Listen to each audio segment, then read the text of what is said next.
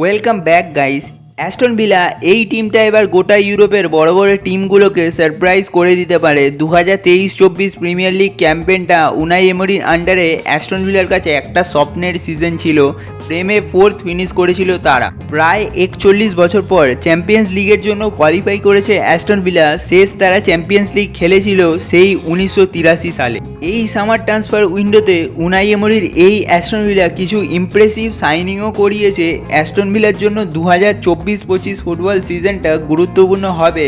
আজ আমরা এই ভিডিওতে অ্যাস্টন ভিলা 2024-25 সিজনটার প্রিভিউ তুলে ধরার চেষ্টা করব।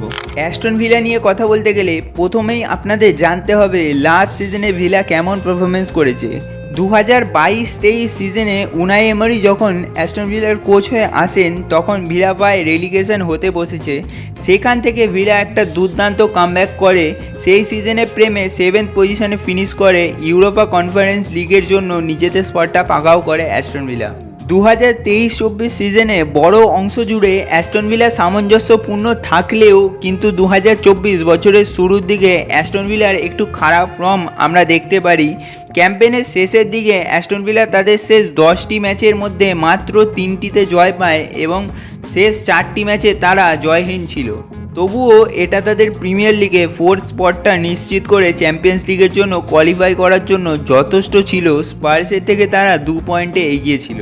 প্রাক্তন ভিআরএলের ট্যাকটিশিয়ান উনাই এমরির অ্যাস্টন ভিলা পুরো সিজন জুড়ে মোট 76টি গোল করেছিল, যা লিগে 6th মোস্ট এবং যৌথভাবে 7th বেস্ট ডিফেন্সিভ রেকর্ড ছিল তাদের। 61টি গোল কনসিড করেছিল অ্যাস্টন ভিলা। প্রিমিয়ার লিগে আগের সিজনে মাত্র 5টি টিমই ছিল যারা 20টা কিংবা তার বেশি খেলা জিতেছিল। অ্যাস্টন ভিলা তাদের মধ্যেই একটা। প্রিমিয়ার লিগে তাদের এই ফলাফলটার পিছনে অলি ওয়াটকিন্সের ফর্মটার অবদান অনেক। ইংল্যান্ড ইন্টারন্যাশনাল ওয়ার্কিংস রেটিং প্ল্যাটফর্মগুলোতে গড়ে প্রায় 7.5 রেটিং নিয়ে শেষ করেছিল সিজনটা। প্রিমিয়ার লিগে লাস্ট সিজনে ওয়াটকিংস 19টি গোল এবং 13টি অ্যাসিস্ট করেছিলেন। একমাত্র কোল পারমেরই একজন যার অলি ওয়াটকিন্সের থেকে বেশি গোল কন্ট্রিবিউশন ছিল।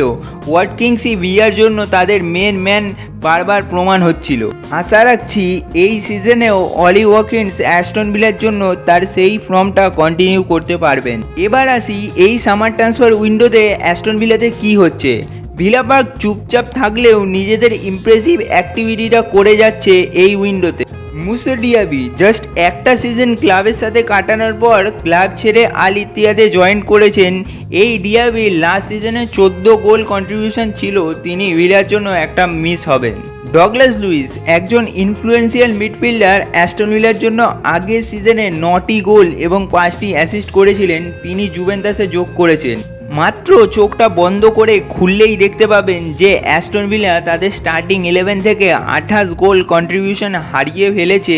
ট্রান্সফার মার্কেটে অ্যাস্টন ভিলা এক্সট্রিমলি বিজি থাকলেও তারা এখনও কোনো পিওর গোল স্কোরারকে কেনেনি। আমেদু ওনানা এসেছেন এভারটন থেকে, যিনি মিডফিল্ডে ডগলাস লুইসকে রিপ্লেসমেন্ট করবেন।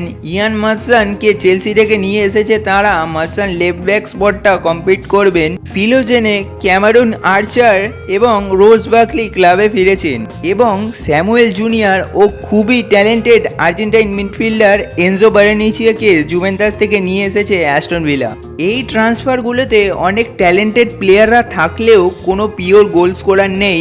এটা অ্যাস্টন ভিলার জন্য থ্রু আউট দ্য ক্যাম্পেন একটা প্রবলেমের ব্যাপার হতে পারে। অ্যাস্টন ভিলার অন্তত এই মরশুমে ইউরোপা লিগের ট্রফিটার জন্য লড়াই করা উচিত। এই সামারে কি প্লেয়ারগুলো চলে যাওয়ায় চ্যাম্পিয়ন্স লিগ ফুটবলের লড়াই করাটা কঠিন হবে অ্যাস্টন ভিলার জন্য। কিন্তু এই স্কোয়াডটাতে এখনও এনাফ কোয়ালিটি আছে ইউরোপের যে কোনো টিমকে চ্যালেঞ্জ করার, বিশেষত ট্যাকটিক্যাল জিনিয়াস উনাই এমরির অধীনে।